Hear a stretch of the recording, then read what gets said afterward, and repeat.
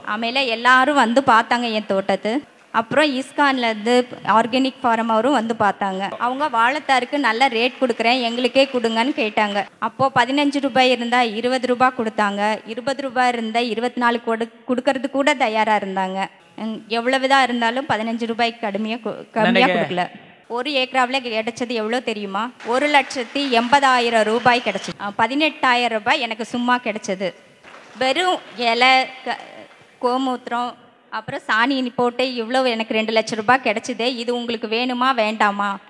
பாருங்க, இங்கே அங்கே உட்கார்ந்துருக்கும்போது சுந்தரராஜன் அந்த வாலேக்கர் சொல்றதெல்லாம் நிஜமா அப்படின்னு கேட்டார். நானும் ஸ்டேஜில் பேசுறேன்னு சொன்னேன் அவர்கிட்ட. நானும் கூட இந்த மாதிரி ஃபர்ஸ்ட் கேட்கும்போது எனக்கு ரொம்ப சந்தேகம் இருந்துச்சு. உண்மை 2 விதத்தில் இருக்கு. ஒன்று சந்தேகமான உண்மை, ஒன்று வாஸ்தவமான உண்மை. இப்போ பாலேக்கர்ஜினா நீங்கள் சந்தேகப்பட்டு பார்க்குறீங்க. நீங்கள் என்னோட தோட்டத்துக்கு வந்து பார்த்தீங்கன்னா அப்போது இந்த சந்தேகம்லாம் உங்களுக்கு தீர்ந்து போயிடும். பாருங்கள், இது என்னோட தோட்டத்தில் ஃபோட்டோக்கள். 4000 தட்டைப்பயிறு வந்துச்சுன்னு சொன்னேன் இல்லைங்க. வாழைக்கண்ணுக்கு மத்தியத்தில் இந்த மாதிரி தட்டைப்பயிறு இருக்குது போட்டிருக்கு. பாலேக்கர்ஜி சொன்ன மாதிரி போட்டதுனால நம்மளுக்கு செலவு இல்லாமல் வருமானம் மட்டும் வருது. இது 2 மாசத்துலேருந்து 3வது மாதம் வாழைத்தோப்பு. 6 மாசத்துல வருஷம் ஒரு தார் வந்து 40 கிலோலேருந்து 45 கிலோ ஒரு தார் வாழைத்தார்.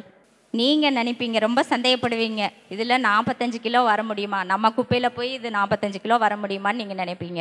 ஆனால் இது ஒரு தார் மட்டும் இல்லை. பாருங்கள், ஆவரேஜாக 15 கிலோ 15 கிலோ தார் இருக்குது, 20 கிலோ தார் இருக்குது, 40 கிலோ 45 கிலோ தார்கள் கூட இருக்குது. அதில் எங்கள் தோட்டத்துக்கு 3 லட்சம் பேர் வந்து பார்த்து நிஜம் என்னன்னு தெரிஞ்சிட்ருக்காங்க. எங்களோட தோட்டத்துக்கு மினிஸ்டரு, ஆஃபீஸர்ஸ், ரைத்தர், விவசாயிகள் 3 லட்சம் பேர் வந்து பார்த்துருக்காங்க. அவங்களுக்கு எல்லாம் இந்த வாழைத்தார்கள் பதில் சொல்லியிருக்கு. கரும்பு கூட பாருங்கள், இந்த கரும்பில் 3 லட்சம் ரூபாய் பணம் எனக்கு வந்திருக்கு. என்னோட கரும்பில் 1 கிலோ இருக்குது, 4 கிலோ இருக்குது, 5 கிலோ கூட இருக்குது, 5.5 கிலோவும் கூட வந்திருக்கு. நீங்கள் எங்கள் தோட்டத்துக்கு வந்தீங்கன்னா பரிசோதித்து பார்க்கலாம். இங்கே பார்த்தவங்களுக்கு கூட இருக்காங்க, என் தோட்டத்துக்கு வந்து பார்த்தவங்க கூட இருக்காங்க. பாலேக்கர்ஜி சொன்ன மாதிரி அவர் சொன்ன மாதிரி அதைவே ஃபாலோ பண்ணிட்டு போனோன்னா நம்ம எதுவுமே போட வேண்டியதில்லை, இந்த அளவுக்கு எடுக்கலாம். இது 3 மாதத்தை கரும்பு. நெல் சேலம் சன்ன வகையை சேர்ந்தது. 1 ஏக்கராவில் 3 விதமாக விளைய வைக்கலாம். தண்ணி வச்சும் விளைய வைக்கலாம், தண்ணியை 20 நாளைக்கு ஒரு தடவை போட்டும் விளைய வைக்கலாம், தண்ணி இல்லாமல் கூட நெல்லை விளைய வைக்கலாம். நானும் அது விளைய வச்சு காமிச்சிருக்கேன். பாசுமதி கூட தண்ணி இல்லாமல் விளைய வச்சுருக்கேன். இது நான் பெல்திதானே. 1 கிலோ நெல் வந்து 30 ரூபானா 60 குவிண்டால், 16 குவிண்டால். 16 குவிண்டாலுக்கு எவ்வளோன்னு நீங்களே கணக்கு போட்டு பார்த்து 45,000 1 ஏக்கரில் எடுத்திருக்கேன். இந்த நெல்லை தண்ணி இல்லாமல் முல்ச்சிங் டைப்பில் விளைய வைக்கலாம், அதாவது மூடாக்கு போட்டு விளைய வைக்கலாம். நெல்லை ஊடு பயிரில் வச்சும் விளைய வைக்கலாம். நெல்லுக்குள்ளே பாசிப்பயிரை போட்டு விளைய வச்சுருக்காரு. 2 குவிண்டாலேருந்து 4 குவிண்டாலா விளைய போதும். 2 குவிண்டாலேருந்து 4 குவிண்டால், 2 குவிண்டால் கிடச்சிருக்கு. ஆனால் இந்த ரீதியில் 8 குவிண்டால் நெல் கிடச்சிருக்கு எனக்கு. இதை கூட நான் விளைய வச்சுருக்கேன். இது பாக்கு மரம், தென்னை மரம், கோகோ எல்லாம் விளைய வச்சுருக்கேன். அவரோட ஃப்ரெண்டு கிரண்குமாரோட தோட்டம் இது. முதல்ல இந்த தோட்டம் வந்து 30,000 ரூபாய்க்கு போயிட்டு இருந்துச்சு. அதோட விலை வந்து 30,000 ரூபாய் போச்சு. இப்போ ஜீவாமிர்தம் போட்ட பிறகு 1,50,000 ரூபாய்க்கு வாங்கியிருக்காங்க. ஜீவாமிர்தம் போட்டதுக்கு பிறகு இன்னும் ஒரு அற்புதம் நடந்துட்டுருக்கு. என்னோட தோட்டத்தில் மட்டும் இல்லை, என்னோட அக்கம் பக்கத்து நண்பர்களோட தோட்டத்துலேயும் நடந்திருக்கு. பூசணிக்காய் வந்து 20 கேஜி, 15 கேஜி, 5 கேஜி அப்படி வந்திருக்கு. 15,000 எனக்கு இதில் கிடச்சிருக்கு. இது எல்லாமே நிஜம். இந்த மாதிரி இருந்த பூமி இப்போது இந்த மாதிரி ஆயிருக்கு. இது நிஜம் தானே? இது நம்மளுக்கு வேணும் தானே? இன்னைக்கு எங்கள் கர்நாடகத்தில் 50,000 மக்கள் இயற்கை உரத்தை எடுத்து பாலேக்கர்ஜி அவரை தெய்வமாக கும்பிடுறாங்க. ஆந்திர பிரதேஷில் இருக்கிற KMF ஃபேக்ட்ரியிலேருந்து வந்து பார்க்குறாங்க இந்த கரும்பு தோட்டத்தை. 5 கிலோ எப்படி வந்துச்சு, 45 கிலோ எப்படி வந்துச்சு, அப்புறம் சில தாரு வரவே இல்லை. இது எப்படி வித்தியாசம்னு நம்ம தெரிஞ்சுக்கணும். என்னோட தோட்டத்தில் மூங்கல் வந்த மாதிரி வந்திருக்கு. ஒரு பக்கம் கரும்பே வரவே இல்லை. இதுக்கு என்ன காரணம்? நம்ம தெரிஞ்சுக்க வேண்டியது என்னென்னா, பாலேகர்ஜி சொன்ன மாதிரி அவர் சொன்ன 4 அம்சங்களை தெரிஞ்சுக்கணும் கண்டிப்பாக. 1 பீஜாமிர்தம், 2வது ஜீவாமிர்தம், 3வது மூடாக்கு, 3வது மூடாக்கு, 4வது வாப்ஸ் அத காற்று. இது 4மே காரோட சக்கரம் இருந்த மாதிரி. இது 4யுமே நான் கரெக்டாக பண்ணவே இல்லை. 4 என்னோட ஜமீனில் எங்கே கரெக்டாக போட்டனோ அந்த இடத்துல நான் கரெக்டாக வந்திருக்கு. 45 கிலோ வாழைத்தார் கிடச்சிருக்கு. எங்கே ஒரு சக்கரை பஞ்சர் ஆயிருக்கோ அங்கே 5 கிலோ கிடைக்கலாம். இது யாரோட தப்பு? என்னோட தப்பு தானே. வளைக்கிறதெல்லாம் நாமெல்லாம் தெரிஞ்சுக்கணும். அதை பற்றி விஞ்ஞானம் அஞ்ஞானத்தை பற்றி தெரிஞ்சுக்கணும். அதனால் நம்ம பாலேகர்ஜி என்ன சொல்கிறாரோ அதை ஃபாலோ பண்ணணும். நீங்கள் என் தோட்டத்துக்கு வந்து கண்டிப்பாக பார்க்கணும். அவர் சொல்கிறதை எல்லாம் ஃபாலோ பண்ணிட்டு வந்தீங்கன்னா கண்டிப்பாக உங்களுக்கு நல்லது நடக்கும். முதல்ல கரும்பு எவ்வளோ வந்துச்சுன்னு நான் உங்களுக்கு சொல்லவே இல்லை. 30லேருந்து 40 டன், அப்புறம் 60, அப்புறமா 80லேருந்து 90 டன் விளைய வச்சு அதை நான் வெல்லமாக பண்ணி 1 கிலோ 30 ரூபாய்க்கு 120 வெல்லம் குவிண்டால் கிடச்சிருக்கு. அதனை விற்று 3 லட்சம் ரூபாய் எனக்கு கிடச்சிருக்கு. அது எல்லாம் கற்றுக்கிட்டா 3 லட்சம் ரூபாய் நம்ம வாங்க முடியும். நீங்கள் ரசாயனத்தில் என்ன பண்ணுறீங்களோ அதுக்கு அதை விட கம்மியாக ஒன்றும் கிடைச்சிடாது. இயற்கை உரம் போடும்போது அதை விட எச்சாதான் உங்களுக்கு கிடைக்கும். கண்டிப்பாக நீங்கள் தயவு செஞ்சு இந்த இயற்கை உரத்தை போட்டு இதே மாதிரி விவசாயம் பண்ணுங்க. இது நிஜம். ஏன்னா பாலேகர்ஜி சொன்னதை நான் என் நிலத்தில் பண்ணி பார்த்துருக்குறவன். இதுக்கு முன்னாடி நான் எதுக்கு இந்த வாழ்க்கை வாழணும்னு நினச்சிட்டு இருந்ததுக்கு பிறகு இவரை பார்த்ததுக்கு பிறகு இந்த மாதிரி இயற்கை விவசாயத்தை பண்ணி அதுக்கு பிறகு இதனால வாழ முடியும் அப்படின்னு நினச்சி இப்போ வாழ்ந்துட்டுருக்கேன். கண்டிப்பாக முடியும். இந்த நிஜத்தை சொல்கிறதுக்காக நான் அங்கேருந்து ஓடோடி வந்திருக்கேன் உங்களுக்காக. நான் இன்னொருத்தரையும் வாழ வைக்க முடியுங்கிற நம்பிக்கையில் தான் இங்கே வந்து உங்கள்கிட்ட பேசிகிட்டு இருக்கேன். பூமி நம்ம தாய் மாதிரி. பாலேகர்ஜி அவரு கன்னியாகுமரியிலிருந்து காஷ்மீர் வரைக்கும் நம்ம இந்தியாவையே மாற்றணும், இயற்கை விவசாயத்துக்கு மாற்றணும்னு பாடுபட்டுட்டு இருக்காரு. அதுக்கு நம்மளும் சேர்ந்து அவருக்கு உறுதுணையாக இருந்து இதை மாற்றணும். நீங்கள் எல்லாரும் வந்து என்னோட தோட்டத்துக்கு வந்து கண்டிப்பாக பார்க்கணும். வரதா இருந்தால் நீங்கள் ஞாயிற்றுக்கிழமையில மட்டும்தான் வரணும். Page number 82. தென்னை பாக்கு மா. தற்போது உள்ள தென்னந்தோப்பினை எவ்வாறு 0 பட்ஜெட் இயற்கை வேளாண்மைக்கு மாற்றுவது என்பதை பார்ப்போம். நாங்கள் எவருக்கும் எதிராக அல்ல. ஆಮೇಲೆ எல்லாரும் வந்து பார்த்தாங்க என் தோட்டத்து. அப்புறம் இஸ்கான்லேருந்து ஆர்கானிக் ஃபார்ம் அவரும் வந்து பார்த்தாங்க. அவங்க வாழைத்தாருக்கு நல்ல ரேட் கொடுக்குறேன், எங்களுக்கே கொடுங்கன்னு கேட்டாங்க. அப்போது 15 ரூபாய் இருந்தால் 20 ரூபாய் கொடுத்தாங்க. 20 ரூபாய் இருந்தால் 24 கொடுக்கறது கூட தயாராக இருந்தாங்க. எவ்வளவுதான் இருந்தாலும் 15 ரூபாய்க்கு கம்மியாக கொடுக்கல. 1 ஏக்கராவில் கிடைச்சது எவ்வளோ தெரியுமா? 1,80,000 ரூபாய் கிடச்சி. 18,000 ரூபாய் எனக்கு சும்மா கிடைச்சது. வெறும் இலை, கோமூத்திரம், அப்புறம் சாணி போட்டு இவ்வளோ எனக்கு 2 லட்சம் ரூபாய் கிடச்சிதே. இது உங்களுக்கு வேணுமா வேண்டாமா? பாருங்க, இங்கே அங்கே உட்கார்ந்துருக்கும் போது சுந்தரராஜன் பாலேகர் சொல்றதெல்லாம் நிஜமா அப்படின்னு கேட்டார். நானும் ஸ்டேஜில் பேசுறேன்னு சொன்னேன் அவர்கிட்ட. நானும் கூட இந்த மாதிரி ஃபர்ஸ்ட் கேட்கும்போது எனக்கு ரொம்ப சந்தேகம் இருந்துச்சு. உண்மை 2 விதத்தில் இருக்கு. ஒன்று சந்தேகமான உண்மை, ஒன்று வாஸ்தவமான உண்மை. இப்போ பாலேகர்ஜினா நீங்கள் சந்தேகப்பட்டு பார்க்குறீங்க. நீங்கள் என்னோட தோட்டத்துக்கு வந்து பார்த்தீங்கன்னா அப்போது இந்த சந்தேகம்லாம் உங்களுக்கு தீர்ந்து போயிடும். பாருங்கள், இது என்னோட தோட்டத்தில் ஃபோட்டோக்கள். 4000 தட்டைப்பயிறு வந்துச்சுன்னு சொன்னேன் இல்லைங்க. வாழைக்கண்ணுக்கு மத்தியத்தில் இந்த மாதிரி தட்டைப்பயிறு இருக்குது போட்டிருக்கு. பாலேகர்ஜி சொன்ன மாதிரி போட்டதுனால நம்மளுக்கு செலவு இல்லாமல் வருமானம் மட்டும் வருது. இது 2 மாசத்துலேருந்து 3வது மாதம் வாழைத்தோப்பு. 6 மாசத்துல வருஷம் ஒரு தார் வந்து 40 கிலோலேருந்து 50 45 கிலோ ஒரு தார் வாழைத்தார். நீங்கள் நினைப்பீங்க, ரொம்ப சந்தேகப்படுவீங்க, இதில் 45 கிலோ வர முடியுமா, நம்ம குப்பையில் போய் இது 45 கிலோ வர முடியுமான்னு நீங்கள் நினைப்பீங்க.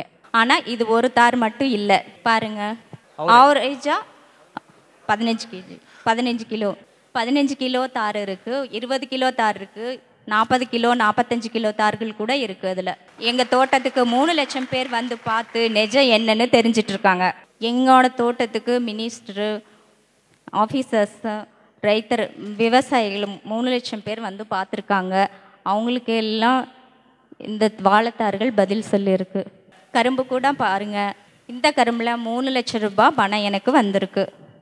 என்னோட கரும்பில் 1 கிலோ இருக்குது, 4 கிலோ இருக்குது, 5 கிலோ கூட இருக்குது, 5.5 கிலோவும் கூட வந்திருக்கு. நீங்கள் எங்கள் தோட்டத்துக்கு வந்தீங்கன்னா பரிசோதித்து பார்க்கலாம். இங்கே பார்த்தவங்களுக்கு கூட இருக்காங்க, என் தோட்டத்துக்கு வந்து பார்த்தவங்க கூட இருக்காங்க.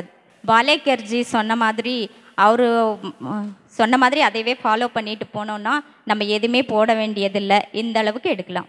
இது 3 மாதத்தை கரும்பு நெல். சேலம் சன்ன வகையை சேர்ந்தது. 1 ஏக்கராவில் 3 விதமாக விளைய வைக்கலாம். தண்ணி வச்சும் விளைய வைக்கலாம், தண்ணியை 20 நாளைக்கு ஒரு தடவை போட்டும் விளைய வைக்கலாம், தண்ணி இல்லாமல் கூட நெல்லை விளைய வைக்கலாம். நானும் அது விளைய வச்சு காமிச்சிருக்கேன். பாசுமதி கூட தண்ணி இல்லாமல் விளைய வச்சுருக்கேன். இது நான் ಬೆಳೆದಿದ್ದೇನೆ. 1 கிலோ நெல் வந்து 30 ரூபானா 60 குவிண்டால், 16 குவிண்டால். 16 குவிண்டாலுக்கு எவ்வளோன்னு நீங்களே கணக்கு போட்டு பார்த்து 45,000 1 ஏக்கரில் எடுத்திருக்கேன். இந்த நெல்லை தண்ணி இல்லாமல் முல்ச்சிங் டைப்பில் விளைய வைக்கலாம், அதாவது மூடாக்கு போட்டு விளைய வைக்கலாம். நெல்லை ஊடு பயிர் வச்சும் விளைய வைக்கலாம். நெல்லுக்குள்ளே பாசிப்பயிரை போட்டு விளைய வச்சுருக்காரு. 2 குவிண்டாலேருந்து 4 குவிண்டாலா ಬೆಳೆಯಬಹುದು. 2 குவிண்டாலேருந்து 4 குவிண்டால். 2 ಮೇಡಮ್ 2 குவிண்டால் 2 குவிண்டால் கிடச்சிருக்கு. ஆனால் இந்த ரீதியில் 8 குவிண்டால் நெல் கிடச்சிருக்கு எனக்கு. இதை கூட நான் விளைய வச்சுருக்கேன். இது பாக்கு மரம், தென்னை மரம், கோகோ எல்லாம் விளைய வச்சுருக்கேன். அவரோட ஃப்ரெண்டு கிரண்குமாரோட தோட்டம் இது. முதல்ல இந்த தோட்டம் வந்து 30,000 ரூபாய்க்கு போயிட்டு இருந்துச்சு. அதோட விலை வந்து 30,000 ரூபாய் போச்சு. இப்போ ஜீவாமிர்தம் போட்ட பிறகு 1,50,000 ரூபாய்க்கு வாங்கியிருக்காங்க. ஜீவாமிர்தம் போட்டதுக்கு பிறகு இன்னும் ஒரு அற்புதம் நடந்துட்டுருக்கு. என்னோட தோட்டத்தில் மட்டும் இல்லை, என்னோட அக்கம் பக்கத்து நண்பர்களோட தோட்டத்துலேயும் நடந்திருக்கு. பூசணிக்காய் வந்து 20 கேஜி, 15 கேஜி, 5 கேஜி அப்படி வந்திருக்கு. 15,000 எனக்கு இதில் கிடச்சிருக்கு. இது எல்லாமே நிஜம். இந்த மாதிரி இருந்த பூமி இப்போ இந்த மாதிரி ஆயிருக்கு. இது நிஜம் தானே? இது நம்மளுக்கு வேணும் தானே? இன்னைக்கு எங்கள் கர்நாடகத்தில் 50,000 மக்கள் இயற்கை உரத்தை எடுத்து பாலேகர்ஜி அவரை தெய்வமாக கும்பிடுறாங்க. ஆந்திர பிரதேஷில் இருக்கிற கேஎம்எஃப் ஃபேக்ட்ரியிலேருந்து வந்து பார்க்குறாங்க இந்த கரும்பு தோட்டத்தை. 5 கிலோ எப்படி வந்துச்சு, 45 கிலோ எப்படி வந்துச்சு, அப்புறம் சில தாருள் வரவே இல்லை. இது எப்படி வித்தியாசம்னு நம்ம தெரிஞ்சுக்கணும். என்னோட தோட்டத்தில் மூங்கல் வந்த மாதிரி வந்திருக்கு, ஒரு பக்கம் கரும்பே வரவே இல்லை. இதுக்கு என்ன காரணம்? நம்ம தெரிஞ்சுக்க வேண்டியது என்னென்னா, பாலேகர்ஜி சொன்ன மாதிரி அவர் சொன்ன 4 அம்சங்களை தெரிஞ்சுக்கணும் கண்டிப்பாக. 1 பீஜாமிர்தம், 2வது ஜீவாமிர்தம், 3வது மூடாக்கு, 3வது மூடாக்கு, 4வது வாப்ஸ் அதை காற்று. இது 4மே காரோட சக்கரம் இருந்த மாதிரி. இது 4யுமே நான் கரெக்டாக பண்ணவே இல்லை. 4 என்னோட ஜமீனில் எங்கே கரெக்டாக போட்டனோ அந்த இடத்துல நான் கரெக்டாக வந்திருக்கு. 45 கிலோ வாழைத்தார் கிடச்சிருக்கு. எங்கே ஒரு சக்கரை பஞ்சர் ஆயிருக்கோ அங்கே 5 கிலோ கிடைக்கலாம். இது யாரோட தப்பு? என்னோட தப்பு தானே. வளைக்கிறதெல்லாம் நாமெல்லாம் தெரிஞ்சுக்கணும். அதை பற்றி விஞ்ஞானம் அஞ்ஞானத்தை பற்றி தெரிஞ்சுக்கணும். அதனால நம்ம பாலேகர்ஜி என்ன சொல்கிறாரோ அதை ஃபாலோ பண்ணணும். நீங்கள் என் தோட்டத்துக்கு வந்து கண்டிப்பாக பார்க்கணும். அவர் சொல்கிறதை எல்லாம் ஃபாலோ பண்ணிட்டு வந்தீங்கன்னா கண்டிப்பாக உங்களுக்கு நல்லது நடக்கும். முதல்ல கரும்பு எவ்வளோ வந்துச்சுன்னு நான் உங்களுக்கு சொல்லவே இல்லை. 30லேருந்து 40 டன், அப்புறம் 60, அப்புறமா 80லேருந்து 90 டன் விளைய வச்சு அதை நான் வெல்லமாக பண்ணி 1 கிலோ 30 ரூபாய்க்கு 120 வெல்லம் குவிண்டால் கிடச்சிருக்கு. அதனை விற்று 3 லட்சம் ரூபாய் எனக்கு கிடச்சிருக்கு. அது எல்லாம் கற்றுக்கிட்டா 3 லட்சம் ரூபாய் நம்ம வாங்க முடியும். நீங்கள் ரசாயனத்தில் என்ன பண்ணுறீங்களோ அதுக்கு அதை விட கம்மியாக ஒன்றும் கிடைச்சிடாது. இயற்கை உரம் போடும்போது அதை விட எச்சாதான் உங்களுக்கு கிடைக்கும். கண்டிப்பாக நீங்கள் தயவு செஞ்சு இந்த இயற்கை உரத்தை போட்டு இதே மாதிரி விவசாயம் பண்ணுங்கள். இது நிஜம். ஏன்னா பாலேகர்ஜி சொன்னதை நான் என் நிலத்தில் பண்ணி பார்த்துருக்குறவன். இதுக்கு முன்னாடி நான் எதுக்கு இந்த வாழ்க்கை வாழணும்னு நினச்சிட்டு இருந்ததுக்கு பிறகு, இவரை பார்த்ததுக்கு பிறகு இந்த மாதிரி இயற்கை விவசாயத்தை பண்ணி அதுக்கு பிறகு இதனால வாழ முடியும் அப்படின்னு நினச்சி இப்போ வாழ்ந்துட்டுருக்கேன். கண்டிப்பாக முடியும். இந்த நிஜத்தை சொல்கிறதுக்காக நான் அங்கேருந்து ஓடோடி வந்திருக்கேன் உங்களுக்காக. நான் இன்னொருத்தரையும் வாழ வைக்க முடியுங்கிற நம்பிக்கையில் தான் இங்கே வந்து உங்ககிட்ட பேசிகிட்டு இருக்கேன். பூமி நம்ம தாய் மாதிரி. பாலகிருஜி ಅವರು கன்னியாகுமரியிலிருந்து காஷ்மீர் வரைக்கும் நம்ம இந்தியாவையே மாற்றணும், இயற்கை விவசாயத்துக்கு மாற்றணும்னு பாடுபட்டுட்டு இருக்காரு. அதுக்கு நம்மளும் சேர்ந்து அவருக்கு உறுதுணையாக இருந்து இதை மாற்றணும். நீங்கள் எல்லாரும் வந்து என்னோட தோட்டத்துக்கு வந்து கண்டிப்பாக பார்க்கணும். வரதா இருந்தால் நீங்கள் ஞாயிற்றுக்கிழமையில மட்டும்தான் வரணும். Page number 82. தென்னை பாக்கு மா. தற்போது உள்ள தென்னந்தோப்பினை எவ்வாறு ஜீரோ பட்ஜெட் இயற்கை வேளாண்மைக்கு மாற்றுவது என்பதை பார்ப்போம். நாங்கள் எவருக்கும் எதிராக அல்ல. இது தென்னை மரம். தற்பொழுது உங்கள் தோப்பில் உள்ள தென்னை மரம் இவ்வாறு இருப்பது அதனுடைய விதானம். இலைகளால் உண்டான கிரவுன் என்று சொல்லப்படும் அதன் விதானம். இது மேலிருந்து நோக்கும் பொழுது பேர்ட்ஸ் ஐ வியூ என்று சொல்வார்கள்.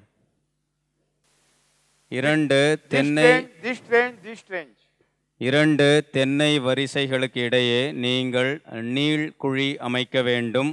அகலம் 3 அடி, ஆழம் 1.5 அடி. தற்பொழுது உங்களிடம் உள்ள தென்னந்தோப்பினூடே 2 தென்னை வரிசைகளுக்கு இடையே குழி அல்லது ட்ரெஞ்ச் அமைக்க வேண்டும். 3 அடி 3 அடி அகலம், 1.5 அடி ஆழம். இது 2 தென்னை வரிசைகளாகும். வரிசைக்கு வரிசை நீங்கள் பெரிய நீள்குழி அமைத்தீர்கள். இது செடிக்கு செடி உள்ள இடைவெளி, சிறிய இடைவெளி. இங்கு 3 அடி அகலம், 1.5 அடி நீளம் ஆழம் உள்ள சிறிய குழியை அமைத்து அதில் இலை தழை செத்தைகளால் உண்டான மூடாக்கை இட்டு நிரப்பவும். இது செடிக்கு செடி உள்ள சிறிய இடைவெளி. இங்கு நீள்குழி அல்லது ட்ரெஞ்ச் அமைக்கவும். 3 அடி அகலம், 1.5 அடி ஆழம். அதில் இலை தழை மற்றும் செத்தைகளான மூடாக்கு செய்யவும். மே மாதத்திற்கு முன்பாகவே இந்த சிறிய குழியில் இலை தழை மற்றும் செத்தைகளால் உண்டான அங்ககப் பொருட்களை இட்டு நிரப்பவும். பருவமழை தொடங்கியவுடன் இந்த சிறிய குழியில் நீர் நிரம்பும். அப்பொழுது இந்த சிறிய குழியில் 2 செடிகளுக்கு இடையே உள்ள குழியில் ஜீவாமிர்தத்தை இட்டு நிரப்பவும். அந்த ஜீவாமிர்தம் உங்கள் மண்ணுக்கு அடியில் செல்லும் மூடாக்கினூடே. இந்த 4 தென்னை மரங்களுக்கு நடுவில் மா விதையை ஊன்றி நடவும். இந்த மா விதை வளர்ந்தவுடன் 2வது வருடம் ஒட்டு செய்யவும். கிராஃப்டிங் என்ற செயல்முறை மூலம் ஒட்டு செய்யவும். 4 தென்னைகளுக்கு நடுவே மா விதையை ஊன்றவும். 2ஆம் வருடத்தில் இந்த மா செடியில் ஒட்டு முறை செய்யவும், அதாவது கிராஃப்டிங். இந்த ஒட்டு மாவிற்கு 5400 ஃபுட் கேண்டில் எனப்படும் சூரிய ஒளிச்செறிவுதான் தேவைப்படும். அதனால் இந்த மாமரம், இந்த கிராஃப்டட் மாங்காய் நன்றாக இந்த 4 தென்னைக்கு இடையே வளரும். குட்டை மாமரத்தை தேர்ந்தெடுத்து கொள்ளவும். உயரம் கம்மியாக இருக்கிற மாமரம், உயரம் கம்மியான மாமரத்தை தேர்ந்தெடுத்து கொள்ளவும். இந்த வெற்றிடத்தில் சீத்தாப்பழம், கறிவேப்பிலை, ஆமணக்கு அல்லது துவரை. சீத்தாப்பழம், கறிவேப்பிலை, ஆமணக்கு அல்லது துவரை. இந்த வெற்றிடத்தில் இந்த சிறிய சதுர குறியீடு உள்ளதல்லவா, அங்கு சீத்தாப்பழம், கறிவேப்பிலை, ஆமணக்கு அல்லது துவரை. சீத்தாப்பழம், கறிவேப்பிலை, ஆமணக்கு அல்லது துவரை, ஏதாவது ஒன்று. இந்த நீள்குழியின் 2 கரைகளிலும் கிளிரிசீடியா குச்சியை நடவும். இந்த ட்ரெஞ்சின் அல்லது நீள்குழியின் 2 கரைகளிலும் கிளிரிசீடியா குச்சிகளை தோண்டி நடவும். இடைவெளி 4 அல்லது 5 அடி. 2 கிளிரிசீடியாவிற்கு இடையில் 4 அல்லது 5 அடி இருத்தல் அவசியம். இந்த சீத்தாப்பழம், ஒட்டு மாங்காய், கிளிரிசீடியா இவையெல்லாம் மானாவாரி பயிர்களாகும். இந்த ஜீரோ பட்ஜெட் இயற்கை வேளாண்மையில் நன்கு வளரும். உங்களுக்கு நீர்ப்பாசன வசதி இருந்தால் இந்த சிறிய நீள்குழியில் 1 மாதத்திற்கு 1 முறையோ அல்லது 2 மாதத்திற்கு 1 முறையோ ஜீவாமிர்தம் கலந்த நீரை பாய்ச்சவும். அதனால் மண்புழுக்கள் செயலூக்கம் பெற்று இங்கு மேலே வரும். இந்த மண்புழுக்கள் செயலூக்கம் பெற்று மேலே வரும் பொழுது தன்னுடைய வார்ப்புகளின் மூலம் பல வகையான நுண்ணூட்டச் சத்துக்களை இங்கு மேலே சேர்த்து வைக்கும். இங்கு உள்ள தென்னையின் வேர்கள், கிளிரிசீடியாவின் வேர்கள், சீத்தாப்பழத்தின் வேர்கள், ஒட்டு மாங்காயின் வேர்கள் அந்த நுண்ணூட்டத்தை எடுத்து நன்கு வளரும். இந்த சிறிய நீள்குழி உங்கள் நிலத்தின் சரிவிற்கு குறுக்காக அமைய வேண்டும். அதாவது ஹாரிசான்டல். உங்கள் நிலத்தின் சரிவு இவ்வாறாக இருந்தால் அதன் குறுக்கே இந்த சிறிய நீள்குழி இந்த 2 தென்னைக்கு நடுவே அமைத்தல் அவசியம். மழைக்காலத்தில் இந்த மழை நீரானது இந்த நீள்குழியில் ஓடி வரும் பொழுது இங்கு ஏற்கனவே மண்புழுக்கள் செயலூக்கம் பெற்றதால் இங்கு அடியில் உள்ள மண் மிக அதிக அளவில் துளைகளுடன் காணப்படும்.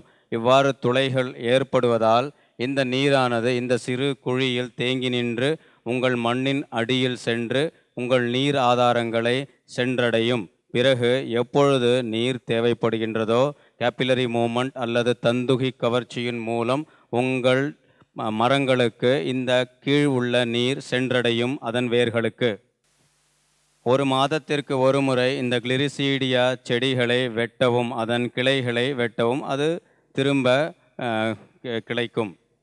இந்த கிளிரிசீடியா செடியில் 4.5% தழைச்சத்து உள்ளதால் இந்த இலை தழை கிளிரிசீடியாவின் இலை தழை மற்றும் குச்சிகளை இந்த சிறிய குழியில் இடுவதன் மூலம் மக்கு நன்றாக வரும். கார்பன் நைட்ரஜன் ரேஷியோவும் நன்றாக வளர்ந்து தக்க வைக்கப்படும்.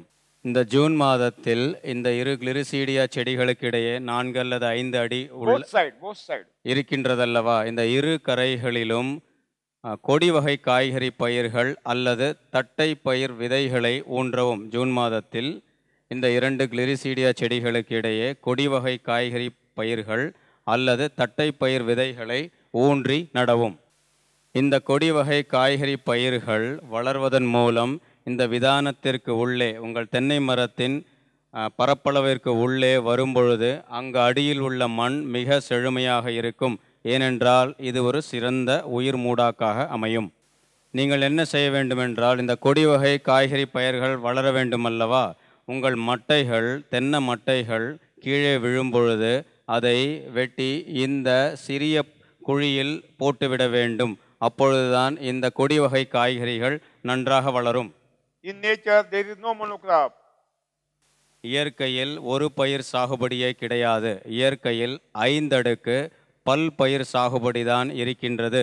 இந்த 5 அடுக்கு பல் பயிர் சாகுபடியை உங்கள் தென்னந்தோப்பில் இவ்வாறாக அமைக்க முடியும். சரியா? யார் இந்த மாதிரி பண்ணையை உருவாக்குவார்? Thank you.